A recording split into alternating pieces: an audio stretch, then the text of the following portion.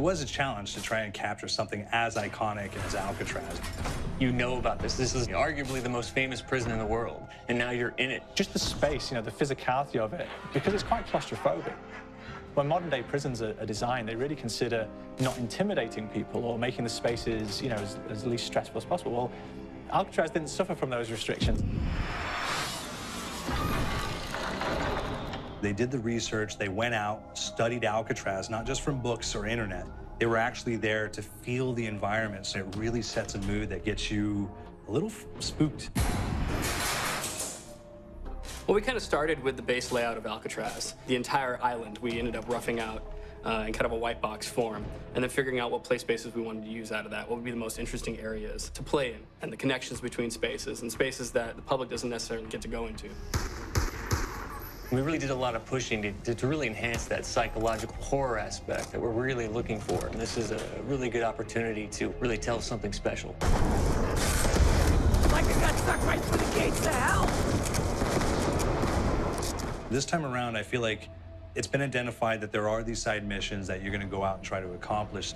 Al and the rest of the groups put together this escape plan, but the point is to get the parts and assemble this plane so they can get off the island. We did something new for the first time. We have actually contextual music that goes off. So that's a first for zombies. And it's all based around this horror thriller aspect. Every location will have a specific stinger that you hear when you find it, when you discover it, when you start unraveling the story, we start building on the music that you're hearing, and it's really enhancing that experience and going along with it in parallel.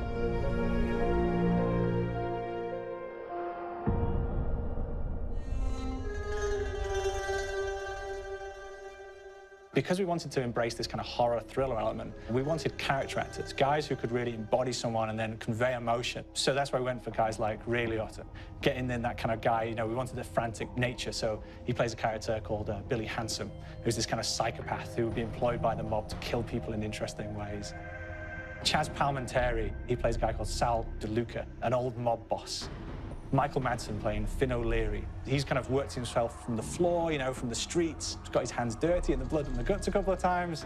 And then we had Joe Pantoliano, and he plays Arthur Arlington, who's nicknamed the Weasel.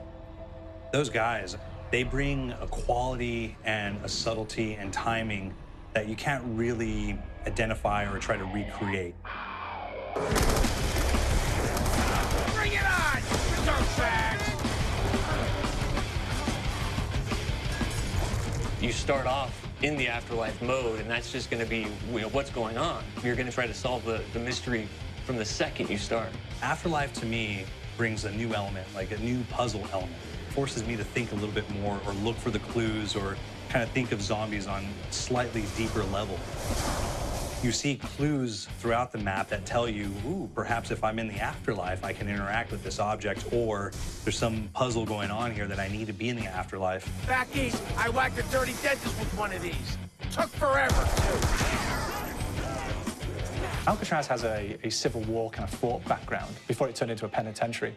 And so we had this kind of backstory, the idea that the warden would have collected Civil War weaponry. And one of them is a blundergat. It's a fictional weapon, but the idea of the combination between a blunderbuss and a Gatling gun. And possibly, there might be a way of upgrading it to a more fantastical weapon that the players may find. You all gotta go sometime. You just went now. There's one main zombie, one big zombie that's going to come through and wreak havoc on your life.